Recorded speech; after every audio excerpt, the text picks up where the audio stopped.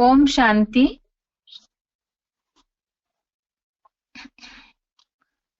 भगवत गीता श्लोक क्लास में आज का श्लोक है चौथे अध्याय का 39 नंबर श्लोक, अध्याय 4, श्लोक नंबर 39। श्लोक है श्रद्धावान लभते ज्ञानम तत्परः संयतेन्द्रिय ज्ञानम लब्ध्वा पराम शांतिम अचिरेणाधिगच्छति। श्लोक दोबारा। श्रद्धावान लभते ज्ञानम तत्परः संयतेन्द्रिय ज्ञानम लब्ध्वा पराम शांतिम अचिरेणाधिगच्छति। संधि विच्छेद श्लोक का। श्रद्धावान लभते ज्ञानम तत्परः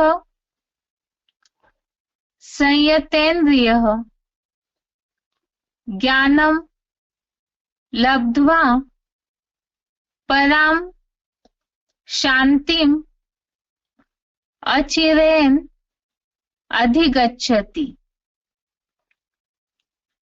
संधि विच्छेद दोबारा। श्रद्धावान लभते ज्ञानम तत्परः संयतेन्द्रियः ज्ञानम लब्ध्वा पराम शांतिम अचिरेण अधिगच्छति। शब्दों का अर्थ है श्रद्धावान अर्थात श्रद्धावान, तत्परः अर्थात सदा प्रयत्नशील, संयतेन्द्रियः अर्थात संपूर्ण इंद्रिय दमनशील, ज्ञानम अर्थात ज्ञान, लभते अर्थात लेता है, ज्ञानम अर्थात ज्ञान, लब्ध्वा अर्थात पाकर, अचिरेण अर्थात शीघ्र ही, पराम अर्थात परम धाम की, शांतिम अर्थात शांति, अधिगच्छति अर्थात पाता है। शब्दों का अर्थ दोबारा। श्रद्धावान अर्थात श्रद्धावान, तत्परः अर्थात सदा प्रयत्नशील, संयतेन्द्रियः अर्थात संपूर्ण इंद्रिय दमनशील, ज्ञानम अर्थात ज्ञान, लभते अर्थात लेता है,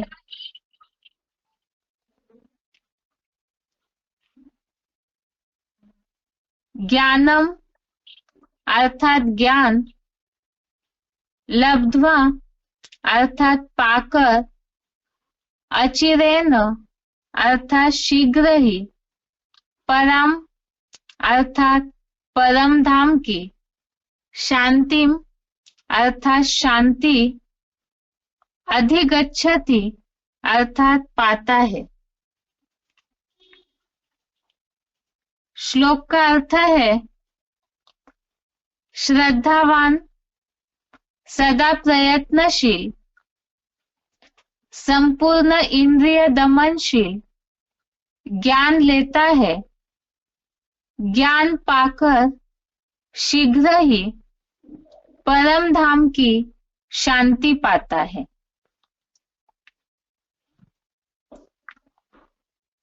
आज के श्लोक में यह ज्ञान संबंधित दो बातें बताई है। एक तो ज्ञान कौन लेते हैं, ज्ञान कौन प्राप्त करते हैं, और दूसरी बात ज्ञान पाने के बाद का रिजल्ट। श्रद्धावान और सदा प्रयत्नशील, संपूर्ण इंद्रिय दमनशील ज्ञान लेते हैं, और दूसरा ज्ञान लेने के बाद उसका रिजल्ट बताया है, ज्ञान पाकर शीघ्र ही परम धाम की शांति पाता है। क्लैरिफिकेशन का अर्थ है, पूरा श्रद्धावान ब्रह्मचर्य सहित ज्ञान योग से इंद्रियों को साधने में सदा प्रयत्नशील और आत्मस्मृति से संपूर्ण इंद्रिय दमनशील ही ज्ञान लेता है। एकाग्र मनसा द्वारा दृढ़ता पूर्वक इंद्रिय वश करता ज्ञान पाकर शीघ्र ही असंभव को संभव करने वाले पुरुषोत्तम संगम युग के इसी संसार में रहते हुए इसी जन्म में परम धाम की शांति पाता है, यानी परम ब्रह्मलोक या परम आकाश यही उतार लेता है। अभी तक के जैसे कल के श्लोक में, परसों के श्लोक में जो बात आई थी कि जैसे अग्नि विकारों की अग्नि के लिए बताया कि वो जला के राख करती है और ज्ञानाग्नि पाप कर्मों को भस्म करती है। और कल के श्लोक में जो बात आई थी कि ज्ञान के सिवाय पवित्र कुछ भी नहीं है, और उसके साथ साथ याद की जब सिद्धि प्राप्त करते हैं तो पुरुषार्थ होने पर ज्ञान स्वयं आता है। और इसी तरह आज के श्लोक में बताया कि एक तो जो पूरे श्रद्धावान है, मुरलियों में शिव बाबा ने ये बात बताई है कि पूरी श्रद्धा भावना विश्वास नहीं है, तो ऐसों को जिस तरह से ज्ञान की प्राप्ति होनी है वो नहीं होती है। इसलिए श्लोक में बात आई पूरा श्रद्धावान, अर्थात निश्चय बुद्धि की भी बात आती है, और ब्रह्मचर्य सहित ज्ञान योग से इंद्रियों को साधने में सदा प्रयत्नशील। तो इसमें जैसे ब्रह्मचर्य की बात आई, गीता का तो मूल उद्देश्य है जो कई श्लोकों में बात आई है, पवित्रता के लिए तीसरे अध्याय में भी जो बात आई कि ज्ञान की धारणा उन्हीं को हो सकती है जो ब्रह्मचर्य व्रत का पालन करते हैं। तो ब्रह्मचर्य सहित ज्ञान योग से इंद्रियों को साधने में सदा प्रयत्नशील और आत्मस्मृति से संपूर्ण इंद्रिय दमनशील ही ज्ञान लेता है। इंद्रिय दमनशील अर्थात इंद्रियों को कंट्रोल करने वाले, तो ऐसे ही ज्ञान लेते हैं। तो यहाँ फिर बात आती है नंबरवार पुरुषार्थी अर्जुन जो सभी ज्ञान तो ले ही रहे हैं, लेकिन ज्ञान नंबरवार ही बुद्धि में बैठता है। तो जितना जो इन बातों में पुरुषार्थी होंगे, श्रद्धावान, सदैव इंद्रियों को साधने में प्रयत्नशील और आत्मिक स्थिति में जितना टिकेंगे, जो बहुत से श्लोकों में ये बात आई है, आत्मिक स्थिति की धारणा जितनी होती है तो ऑटोमेटिकली देहभान कम होता जाएगा, और देहभान कम होना अर्थात ही संपूर्ण इंद्रिय दमनशील ही ज्ञान लेता है। और एकाग्र मनसा द्वारा दृढ़ता पूर्वक इंद्रिय वश करता, इंद्रिय वश करता अर्थात इंद्रियों को कंट्रोल करने वाले, तो ऐसे ज्ञान पाकर शीघ्र ही अर्थात ज्ञान की प्राप्ति होते ही शीघ्र का अर्थ बताया, असंभव को संभव करने वाले पुरुषोत्तम संगम के इसी संसार में रहते हुए।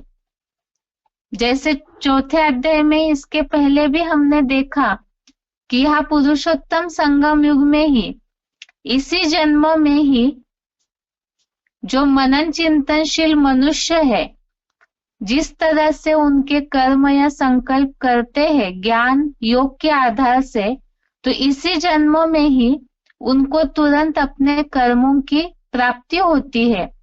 तो यहाँ यही बात बताई, ज्ञान पाकर शीघ्र ही असंभव को संभव करने वाले पुरुषोत्तम संगम के इसी संसार में रहते हुए इसी जन्म में परम धाम की शांति पाता है।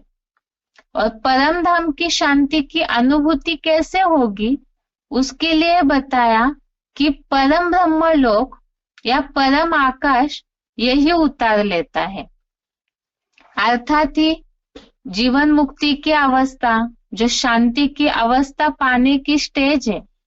अभी तक के श्लोकों में खास जो बात हमने देखी कि ज्ञान के सिवाय पवित्र कुछ भी नहीं है, लेकिन वो ज्ञान भी जो एक से आता है।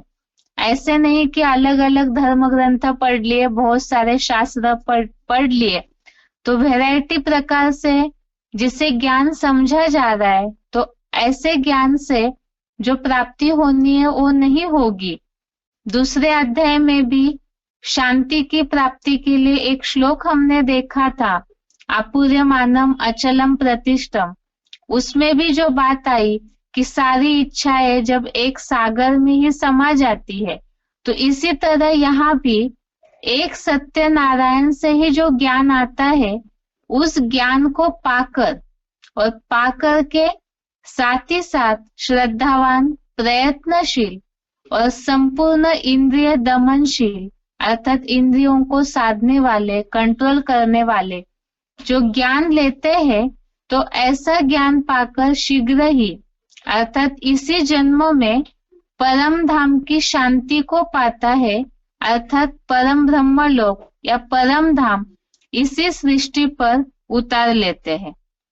ऐसे जो श्रद्धावान है, वो श्रद्धावान की जो प्राप्ति है, उस संबंधित 18वें अध्याय का 71 नंबर श्लोक, अध्याय 18 का श्लोक नंबर 71, इसमें भी इस बात का उल्लेख आया है, श्रद्धावान अनसूयश्च शृणुयात् अपि यो नरः स अपि मुक्तः शुभान लोकान प्राप्नुयात् पुण्य कर्मणाम। अर्थात जो श्रद्धावान व ईर्ष्या रहित मनुष्य समूचे वार्तालाप सहित एडवांस गीता ज्ञान को केवल सुन लेता है, वह भी दुखों से मुक्त हुआ श्रेष्ठतम स्वर्ग का पुण्य कर्मी शुभ क्षीर सागर या विष्णु लोक को पा लेता है। तो जहां भी रिजल्ट की बात आती है ज्ञान के प्राप्ति की, पुरुषार्थ के प्राप्ति की, तो वहां इसी प्रकार की बातें भगवत गीता में है। परम पद को पाना, वैकुंठ लोक को पाना, शांति को पाना, इस तरह से ही पुरुषार्थियों का रिजल्ट बताया जाता है।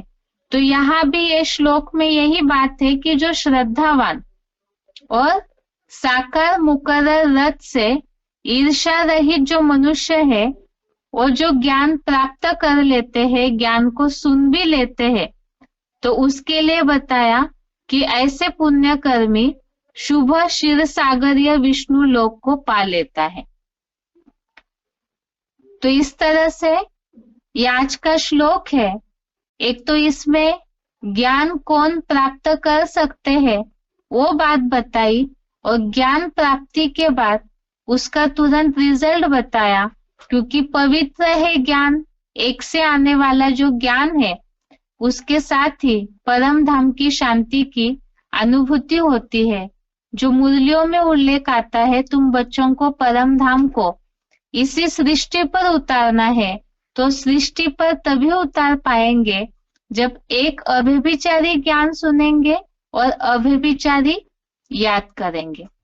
इस श्लोक का अर्थ है, एक बार उच्चारण सुनते हैं, उसके बाद पॉइंट्स।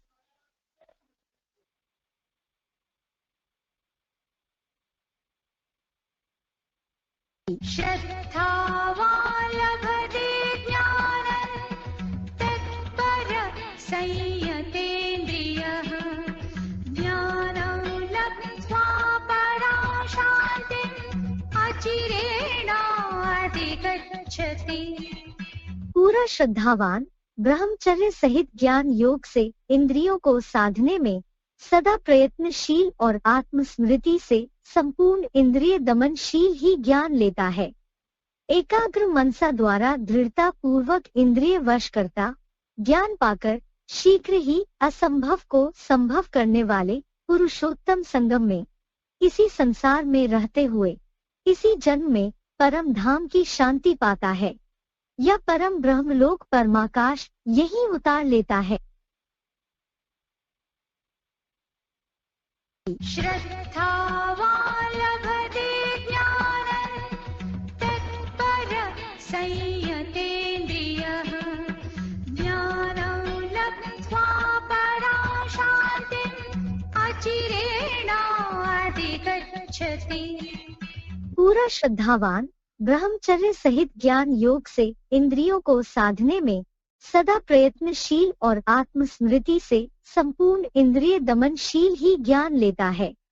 एकाग्र मनसा द्वारा दृढ़ता पूर्वक इंद्रिय वश करता ज्ञान पाकर शीघ्र ही असंभव को संभव करने वाले पुरुषोत्तम संगम में इसी संसार में रहते हुए इसी जन्म में परम धाम की शांति पाता है या परम ब्रह्मलोक परमाकाश यही उतार लेता है। आगे पॉइंट्स। वार्तालाप नंबर 621, डिस्कशन नंबर 621।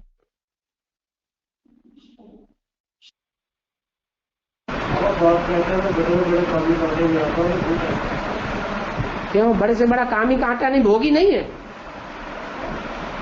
जो सबसे दुनिया का बड़ा से बड़ा योगी आत्मा है, सुप्रीम सोल, एवर प्योर, वो बड़े के बड़े भोगी में नहीं आता है। अगर उसको ही पवित्र न बनाया तो फिर पवित्र बनाने की विशेषता क्या हुई? नीच से नीच को ऊंच से ऊंच बना के जाए तो विशेषता है, या साधु सन्यासियों को पवित्र बना के जाए तो विशेषता है। जब प्रवेश करता है तो फिर तो वो पवित्र बना जाता है। ये अपनी भावना की बात है क्या? और भावना एडवांस के सब बच्चों की डिगती जाती है, तो पवित्र है या अपवित्र है? अपवित्र है। ये अपने ऊपर निर्भर करता है, कोई दूसरे के ऊपर निर्भर नहीं करता है। श्रद्धावान लभते ज्ञानम, भगवान का ज्ञान कौन प्राप्त करता है? जो श्रद्धा, अटूट श्रद्धावान है। श्रद्धा विश्वास टूटता रहता है तो उसका फल भी वैसा ही मिलेगा। आगे का पॉइंट है VCD number 37, VCD number 37, 13 minute के बाद से लिया हुआ पॉइंट। ये रस्म रिवाज भारत में चलती है। ये हुई भावना।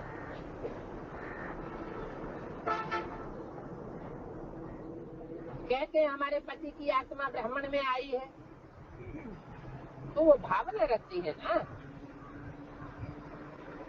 पति के नाम रूप को याद करते हैं। तो यहाँ भी जिन बच्चों में वो भावना होगी, श्रद्धा विश्वास होगा,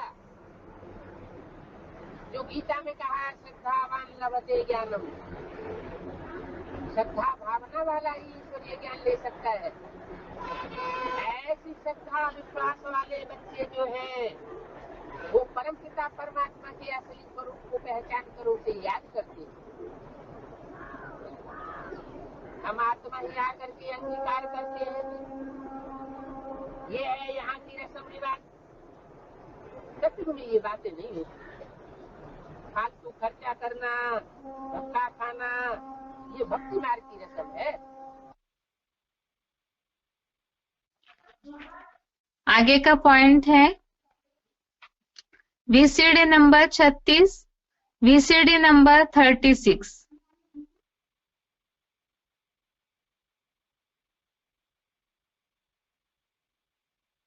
कहा जाता है मन मना भव, अपने मन के संकल्पों को मेरे में समा दे। अभी सारे आत्मा रूपी सितारे अपने प्रकाश को उस ज्ञान सूर्य के प्रकाश में डुबो देने वाले हैं। साफ कहेंगे तेरा नाम सच्चा। नाम सच्चा कब होता है? नाम की इतनी महिमा क्यों है? जरूर कोई काम किया होगा। तेरा नाम सच्चा, जरूर उसका काम सच्चा होगा। वो सचखंड की स्थापना करने वाला सत्य साईं बाबा, सत्य साईं बाप इस सृष्टि पर आ चुका है। लेकिन गीता में कहा हुआ है कि मैं जिस साधारण तन में आता हूँ, मुझे साधारण तन में आए हुए मनुष्य के रूप में भगवान को मूढ़मती लोग नहीं पहचान पाते। वो उसे जान से मारने के चक्कर में रहते हैं। जैसे धर्म पिताओं की जिंदगी में भी ऐसे ही हुआ। चाहे इब्राहिम हो, चाहे क्राइस्ट हो, क्राइस्ट को सूली पर चढ़ा दिया। महात्मा बुद्ध को देश निकाला दिलवा दिया, मोहब्बत की दुर्गति करवाई। तो उन धर्मों में भी जो धर्म पिताएं आए, उनको भी इस संसार में आकर के ठोकरें खानी पड़ती है। लंबे समय तक ठोकरें खानी पड़ती है। बाद में उन धर्मों का बाल वो विकास होता है, नाम वाला होता है। ये तो गुप्त रूप में परमात्मा इस सृष्टि पर आया हुआ है। जब पांडव गुप्त थे तो पांडवों को चलाने वाला भगवान कितना गुप्त होगा, उसका ज्ञान कितना गुप्त होगा। इसलिए गीता में कहा हुआ है कि मैं जो गुह्य ज्ञान सुनाता हूं, उसको बुद्धिशाली आत्माएं, जो बुद्धिमान बाप के बच्चे हैं, वो समझते हैं। श्रद्धावान लभते ज्ञानम, जिनकी बुद्धि में श्रद्धा विश्वास भरा हुआ है, वो ही इस ज्ञान को समझ सकते हैं। अंधश्रद्धा अंधविश्वास के आधार पर चलने वाले ईश्वरीय ज्ञान को नहीं समझ सकते।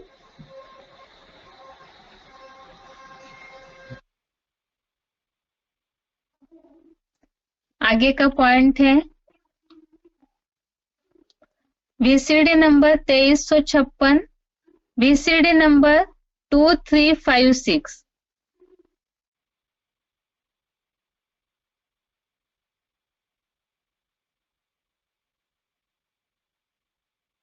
श्रद्धा विश्वास अच्छी चीज है, अंधश्रद्धा अंधविश्वास अच्छी चीज नहीं।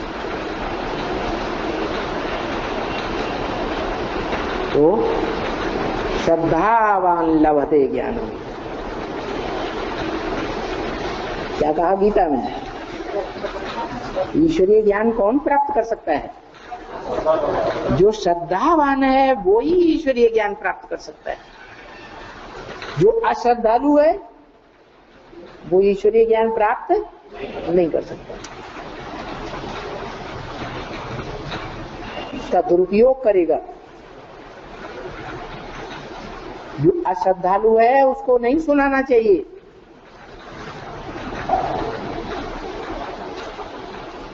श्रद्धालु को सुनाओ।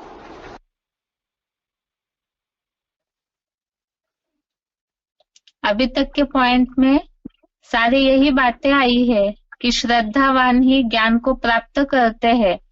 और अंधश्रद्धालु जो है उनको ये ज्ञान देना भी नहीं चाहिए, क्योंकि उनको उसका महत्व नहीं होगा। ये आज के श्लोक का अर्थ है। अभी आगे रिवीजन।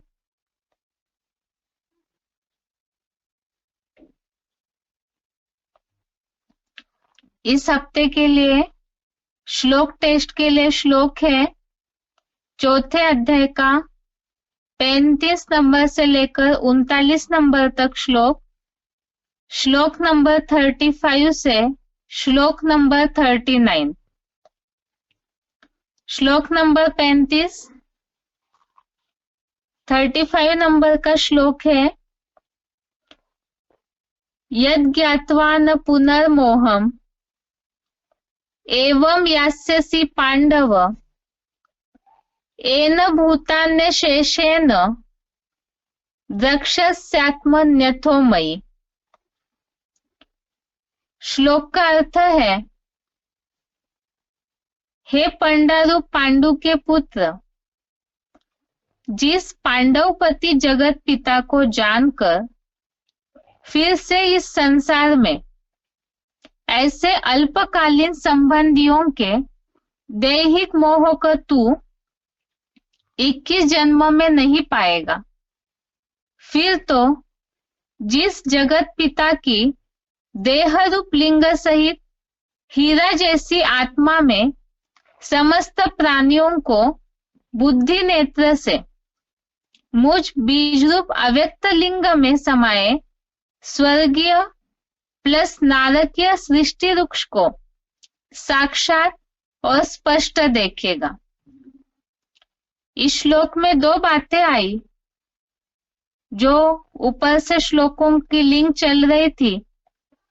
ज्ञान के आधार से परम पिता को पहचानने की, भगवान को पहचानने की, यह ज्ञान का महत्व की बात चल रही है कि ऐसे ही भगवान को पहचानने के बाद एक तो मोह अंधकार से परे हो जाएंगे, मोह को नहीं पाएंगे, और दूसरा जो सिलेक्टेड पॉइंट, कुछ वीसीडी के पॉइंट हमने देखे थे कि बीज में ही सारा वृक्ष समाया है, अर्थात ही तुझे पाके हमने जहान पा लिया, तो सारे संबंधों की अनुभूति उस एक बीज से ही होगी।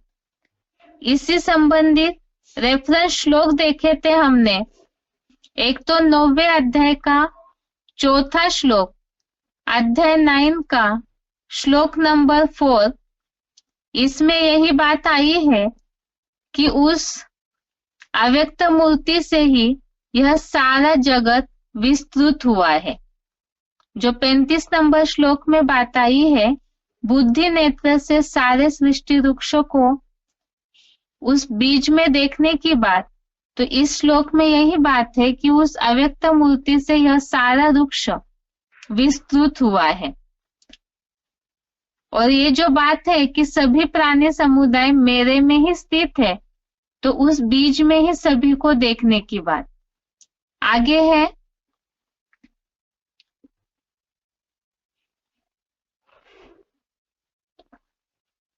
11वें अध्याय का 7वां श्लोक, श्लोक नंबर 35 के रेफरेंस श्लोक ही चल रहे अभी।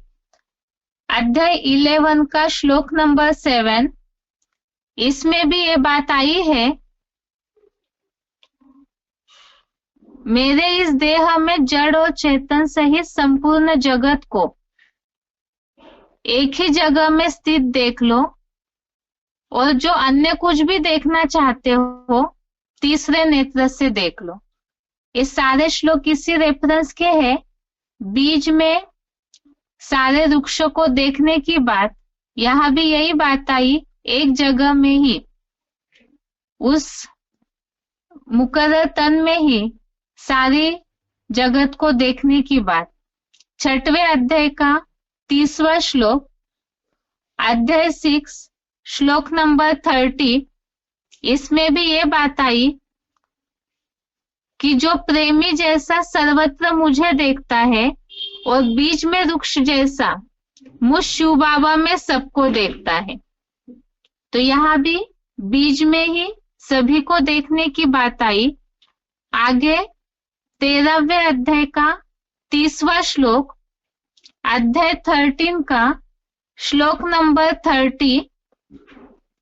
इसमें ये बात है कि जब प्राणियों की आकृति में भिन्नता को सृष्टि के एक बीज आदम में उपस्थित विराट पुरुष को देखता है और उससे ही सृष्टि के अनेक धर्मों के विस्तार को जानता है, तब परम ब्रह्मा की प्राप्ति हो जाती है।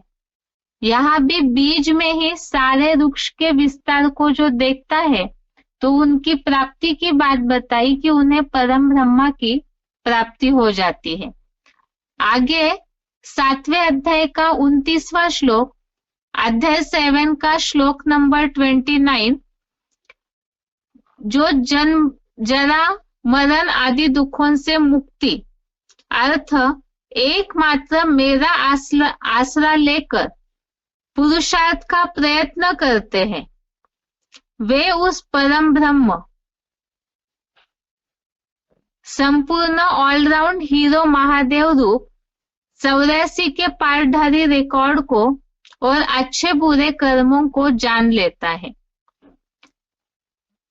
तो यहाँ भी जो अनेक संबंधों में बुद्धि का भटकाव होता है, तो उसी बात को यहाँ बताया कि एकमात्र एक ही सहारा लेने की बात। आगे है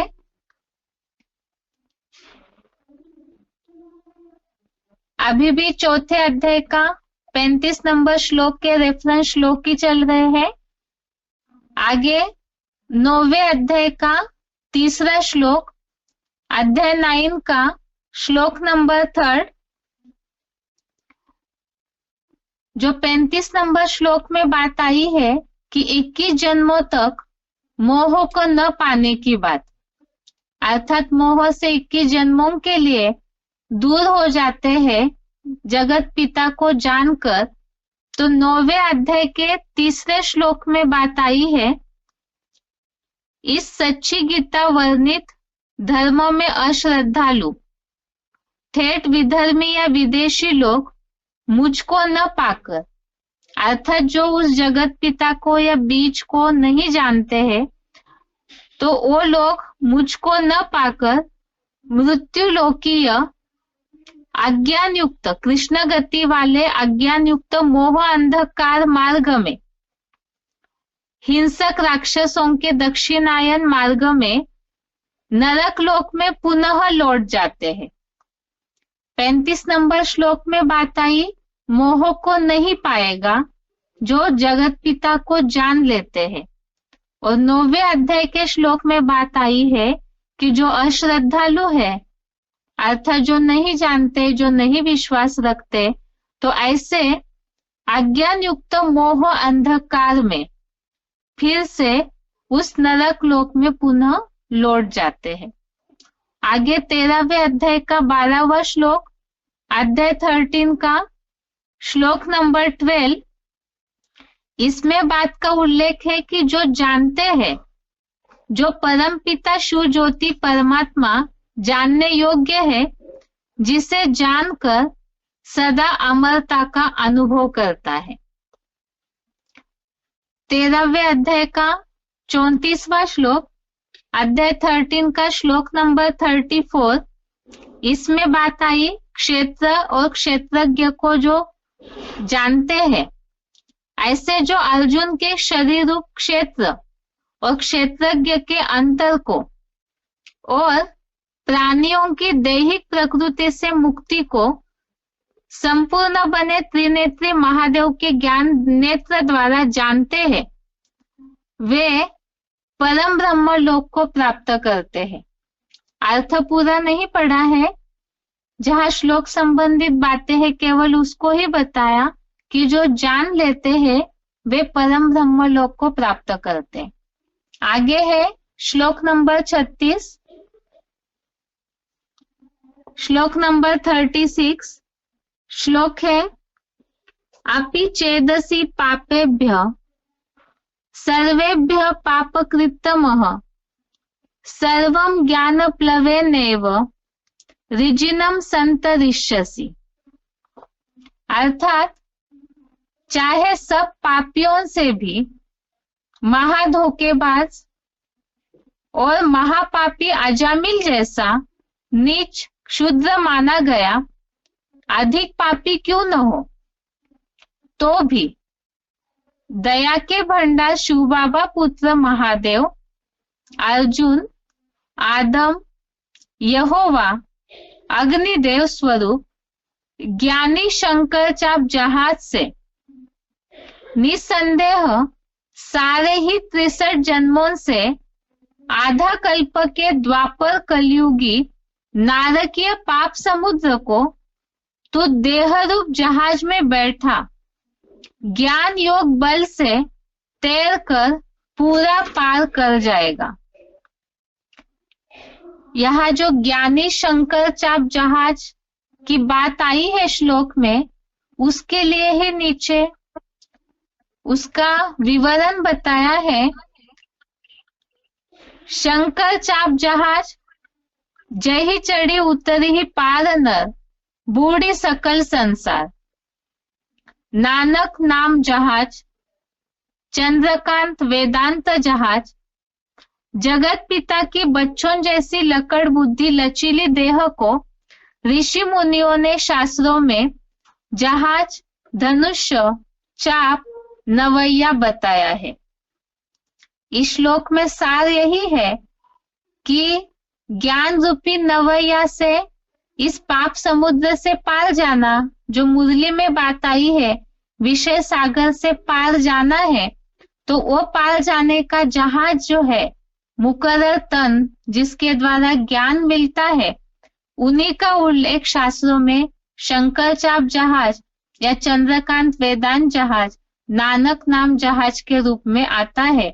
वही लकड़ी जैसी बुद्धि वाला वो जो देह है, अर्थात वही नाव जो लकड़ी जैसी बुद्धि से बनी हुई है। आगे है श्लोक नंबर 37। श्लोक, इस श्लोक से संबंधित रेफरेंस श्लोक है।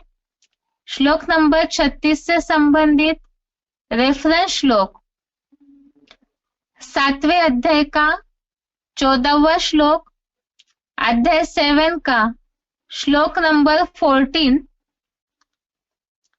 इसमें बात आई है, जैसे 36 नंबर श्लोक में बात है इस शंकर चाप जहाज से पार जाने की बात, तो यहाँ बात है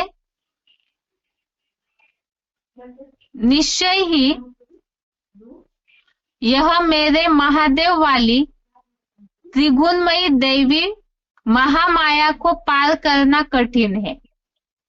यहाँ पाप समुद्र को, नरक को पार करने की बात है, तो इस श्लोक में बात आई है निश्चय ही यह मेरे महादेव वाली त्रिगुणमयी दैवी महामाया को पार करना कठिन है, जो तन मन धनादि सर्व रूप से मेरी शिव बाबा की ही अव्यभिचारी शरण लेते हैं।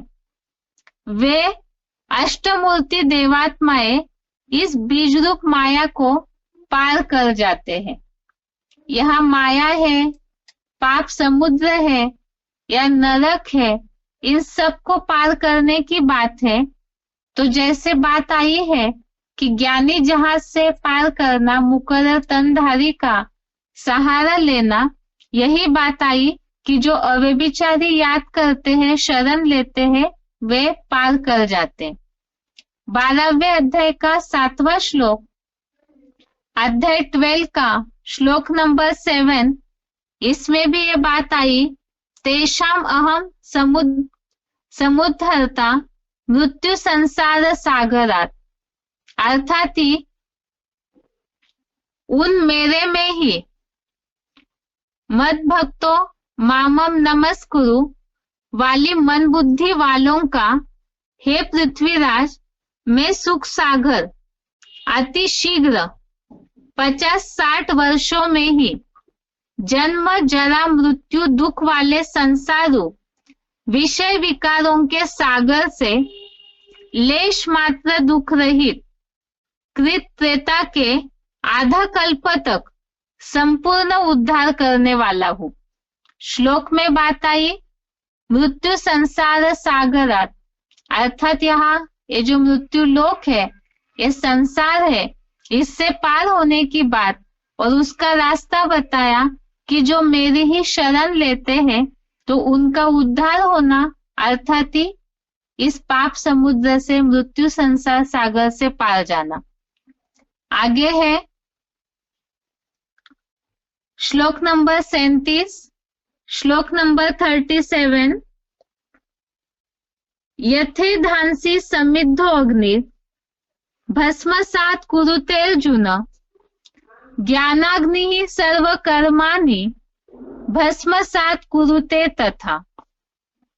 अर्थात हे अर्जुन, द्वैतवादी युग से काम क्रोधादि विकारों की होली में जलाई हुई अग्नि जिस रीति ईंधन को जलाकर राख कर देती है, वैसे ही अखुट ज्ञान योगाग्नि के भंडारी सदाशिव ज्योति प्लस यहोवा अग्निदेव, अर्थात शिव प्लस साकार बाबा की ज्ञानाग्नि सब प्रकार के पाप कर्मों को भस्म कर देती है।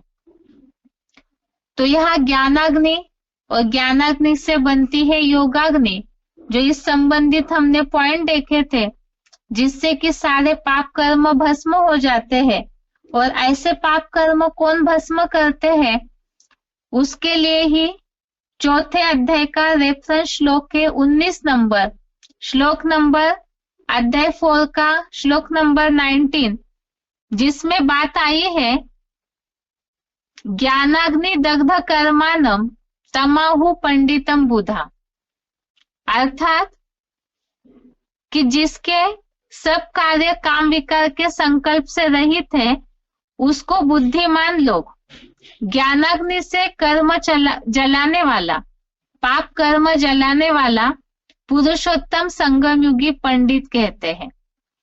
अर्थात ऐसे जो पंडित है, बुद्धिमान है, वो ज्ञान के द्वारा ही हर समस्या का समाधान निकालेंगे। ज्ञान के द्वारा ही, ज्ञान अग्नि से पापों को भी विनाश करना, अर्थात ही कर्मों की गति का जानकार होंगे। आगे है श्लोक नंबर 38, श्लोक नंबर 38।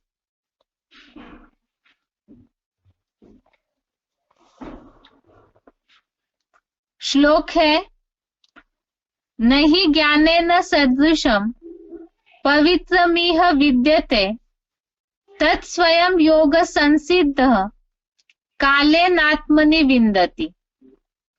अर्थात इस संसार में सच्ची गीता एडवांस ज्ञान समान परमोत्कृष्ट पवित्र तो कोई धर्मशास्त्रों में कुछ भी नहीं है।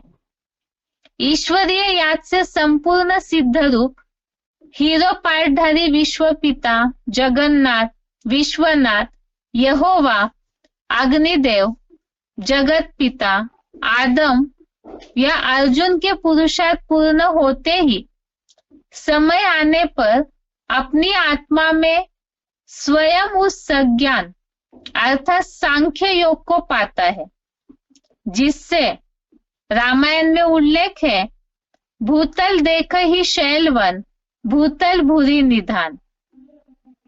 इस संबंधित स्वयं उस सज्ञान को पाना, तो इस संबंधित ही मुरली पॉइंट नीचे दिया है। बाप को निरंतर अव्यभिचारी रीति याद करने से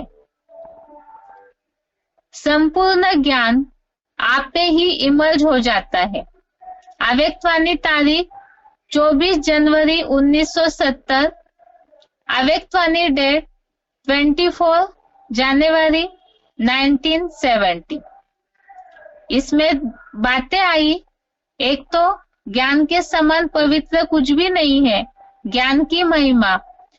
और बहुत सी बूढ़ी माताओं को प्रश्न उठता है कि ज्ञान हमारे बुद्धि में कैसे आएगा, तो उसका तरीका बताया कि याद से संपूर्ण सिद्धि होगी। अव्यभिचारी याद के द्वारा पुरुषार्थ पूर्ण होने पर अपने आप ही ज्ञान बुद्धि में टपकने लगता है। आगे है आज का श्लोक नंबर 39, श्लोक नंबर 39। श्रद्धावान लभते ज्ञानम तत्परः संयतेन्द्रिय ज्ञानम लब्ध्वा पराम शांतिम अचिरेणाधिगच्छति। अर्थात पूरा श्रद्धावान ब्रह्मचर्य सहित ज्ञान योग से इंद्रियों को साधने में सदा प्रयत्नशील और आत्मस्मृति से संपूर्ण इंद्रिय दमनशील ही ज्ञान लेता है। एकाग्र मनसा द्वारा दृढ़ता पूर्वक इंद्रिय वश करता ज्ञान पाकर शीघ्र ही असंभव को संभव करने वाले पुरुषोत्तम संगम के इसी संसार में रहते हुए इसी जन्म में परम धाम की शांति को पाता है, यानी परम ब्रह्मलोक परम आकाश यही उतार लेता है। तो ये तो श्लोक अभी अभी हमने समझा है कि जो श्रद्धावान है, प्रयत्नशील है और इंद्रिय दमनशील है, वो ज्ञान लेते हैं और इसी जन्म में ही ज्ञान की प्राप्ति परम धाम की शांति को इसी सृष्टि पर उतारते हैं। इस संबंधित हमने श्लोक देखा था 18वें अध्याय का 71 नंबर श्लोक नंबर अध्याय 18 का श्लोक नंबर 17, जिसमें यह बात आई कि जो श्रद्धावान और ईर्ष्या रहित मनुष्य है वो दुखों से मुक्त हो विष्णु लोक को, शुभ क्षीरसागरीय विष्णु लोकों को पा लेते हैं। यह हो गई इस हफ्ते के श्लोकों की रिवीजन। अभी आगे बेसिक कोर्स। बेसिक कोर्स में इस हफ्ते हमने देखा है परम पिता का नाम, देवताएं और भगवान अलग है, उनमें अंतर है।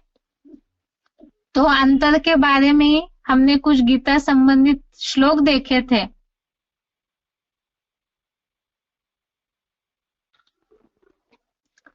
बात चल रही है इस हफ्ते बेसिक कोर्स में सर्व आत्माओं का पिता एक है, इसमें परम पिता का नाम।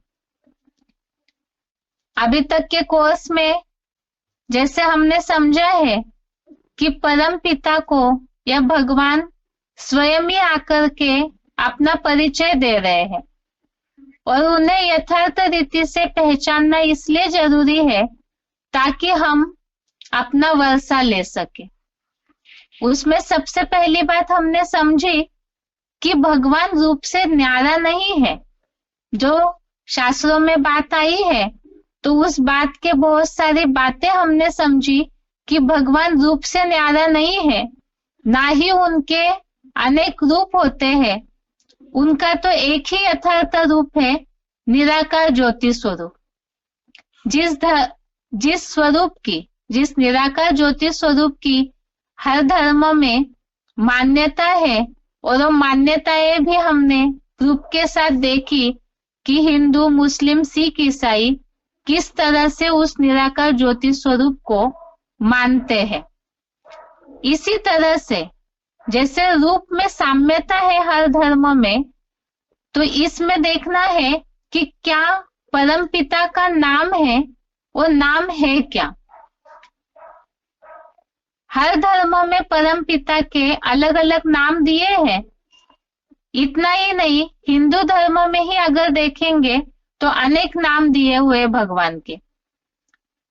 अब ये हमने देखा कि बहुत सारी विरोधाभास वाली मान्यताओं के कारण भगवान को कोई यथार्थ रीति पहचानते नहीं है, तो इसीलिए ऐसे नाम दिए।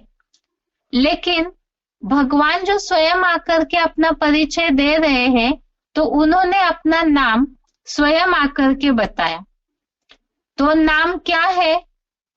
जैसे हमने समझा था कि आत्मा का जैसे रूप है, वैसे ही परम पिता का रूप भी ज्योति बिंदु है।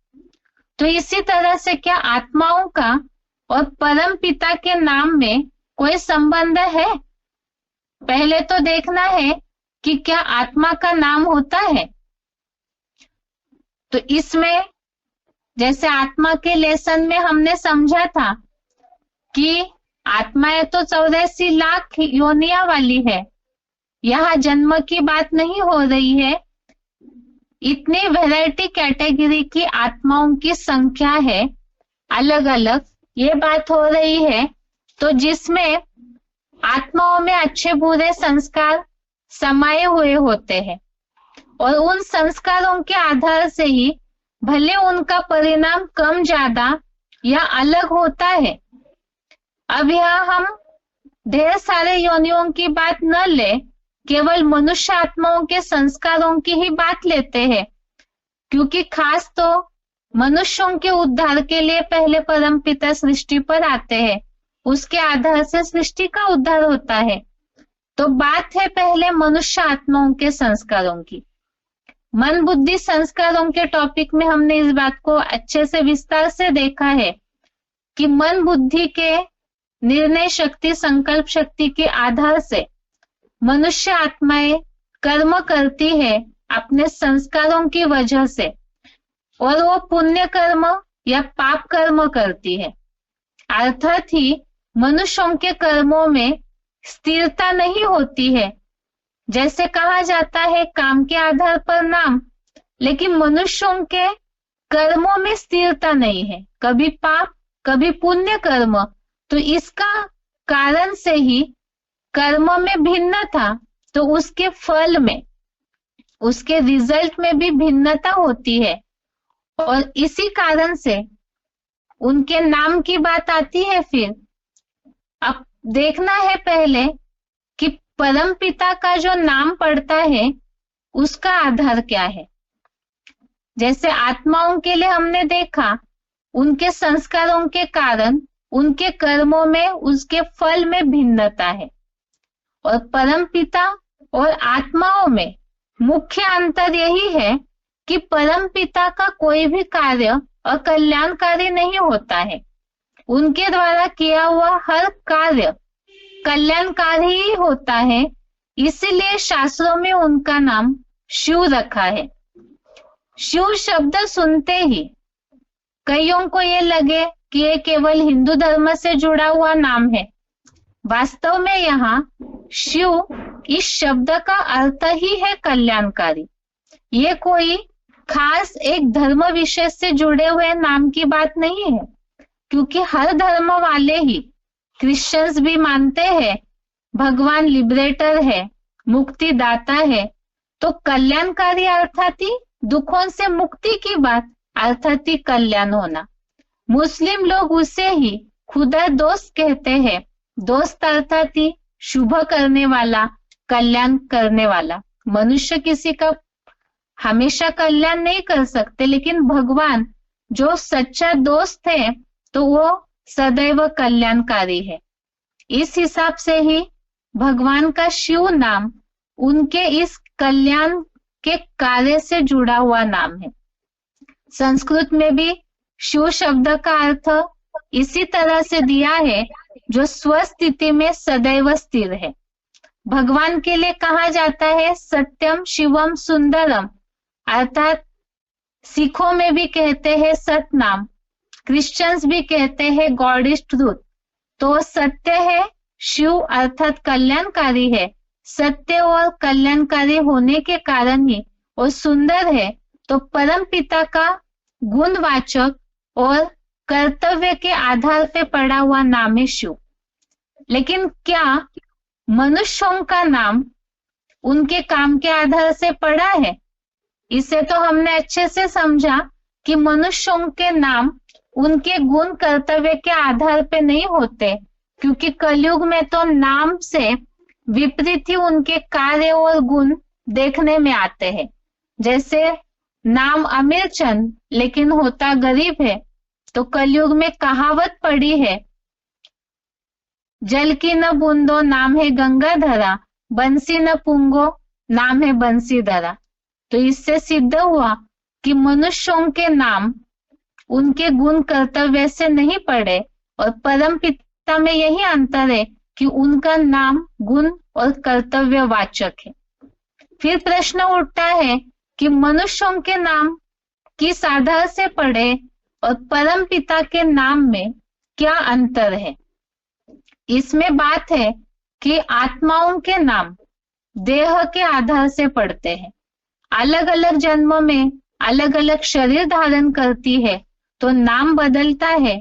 इसमें एक विशेष बात, देश के आधार से, राज्यों के आधार से, जातियों के आधार से कई बार, और स्त्री पुरुष इस चोले के आधार से भी आत्माओं के अर्थात मनुष्यों के नाम बदलते रहते हैं। जन्म बदला तो चोला बदला, स्त्री पुरुष ये शरीर बदला, देश बदला, इस आधार से उनके नाम होते। लेकिन हमने तो ये समझा था भगवान अजन्मा है। 10वें अध्याय का 2 श्लोक, 4थे अध्याय का 6वां श्लोक, इसमें इस बात का प्रूफ है कि भगवान जन्म मरण के चक्र से न्यारे है, अगर्वा है, अजन्मा है। तो इसीलिए ही न ही उनको अपना शरीर है, तो शरीर के आधार पर नाम पढ़ने की तो बात ही नहीं।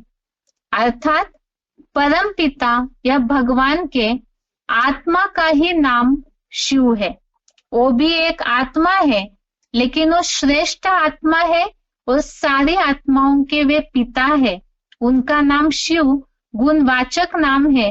वो कभी भी बदलता ही नहीं है और सदैव कल्याणकारी है, क्योंकि जन्म मरण के चक्र में नहीं आते तो उनका कर्म बदलने की बात ही नहीं, सदैव कल्याणकारी है।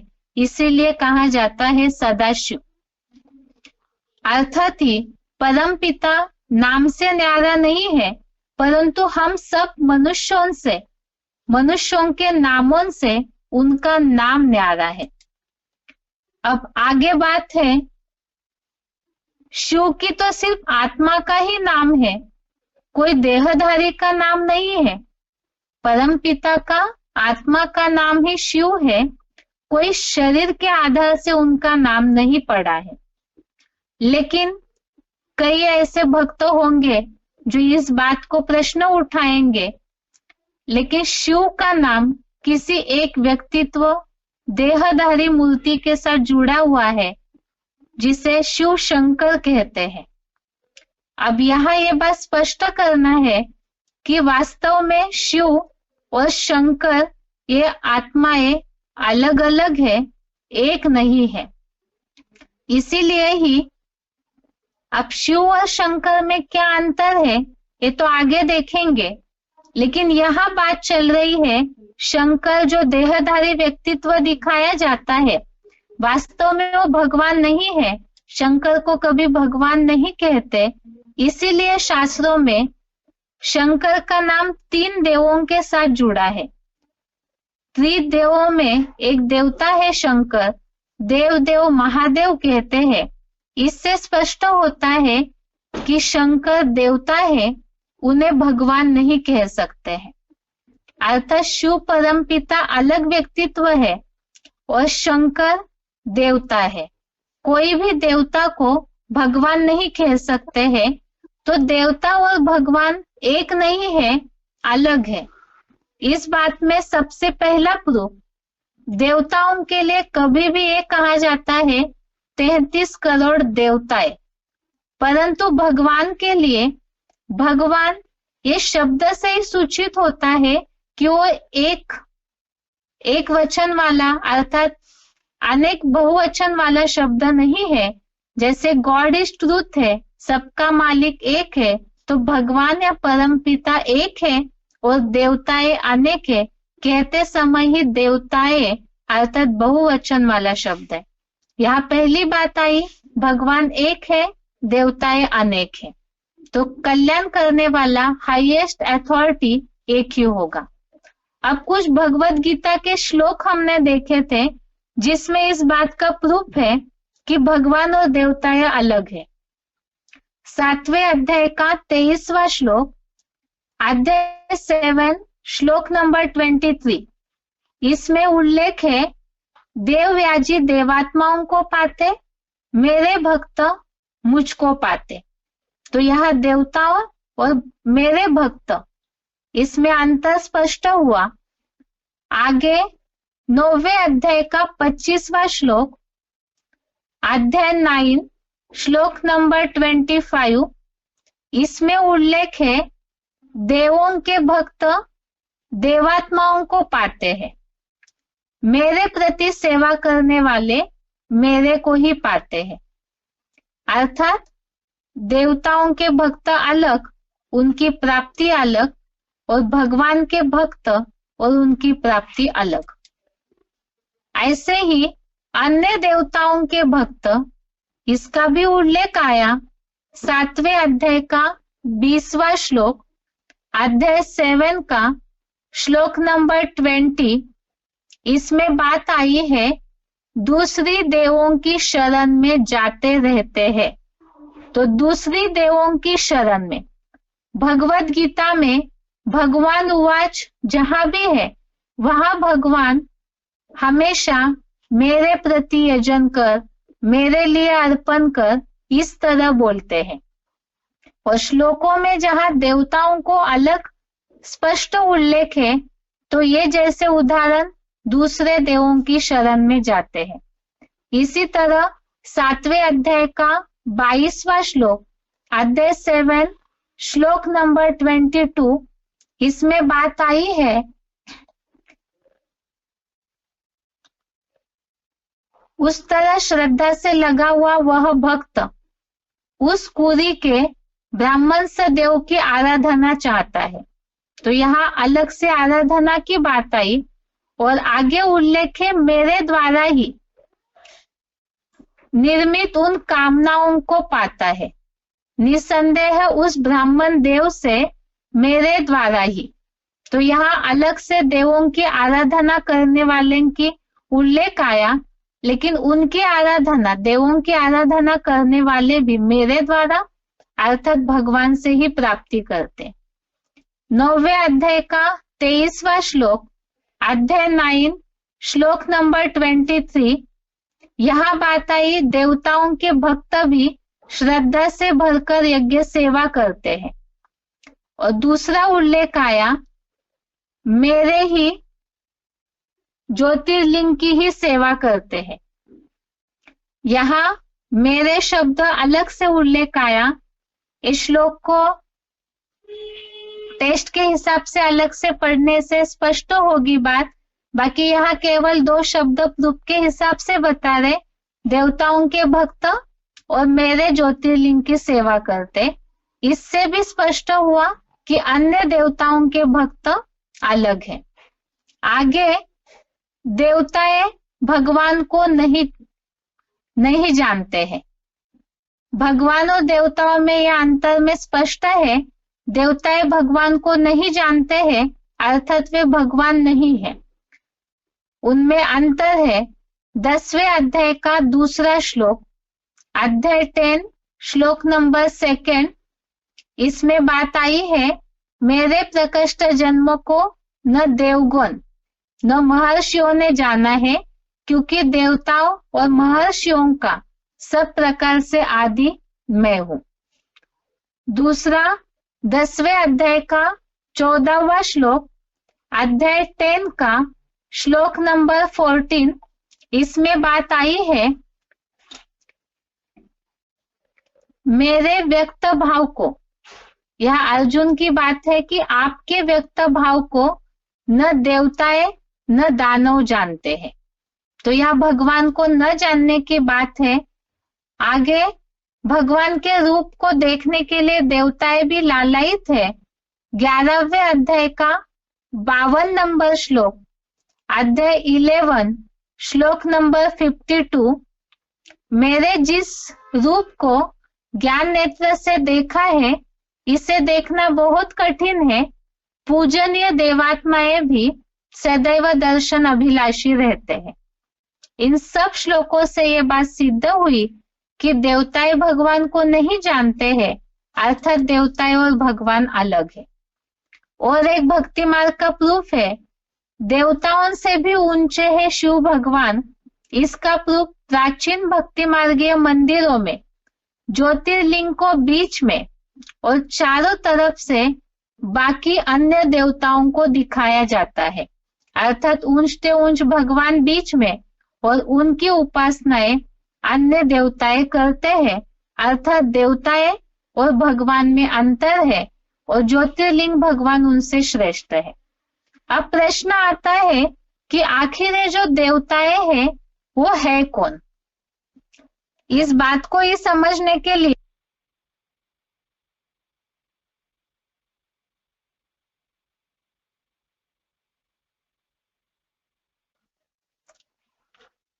देवताएं कौन होते हैं, इसे तो हमने सृष्टि चक्र के चित्र में अच्छी तरह से विस्तार से समझा है। बाकी जैसे 16वें अध्याय में भी इस बात का उल्लेख आया है कि देवताएं कोई अलग लोक के वासी नहीं है, ना ही उनका कोई अलग रूप है।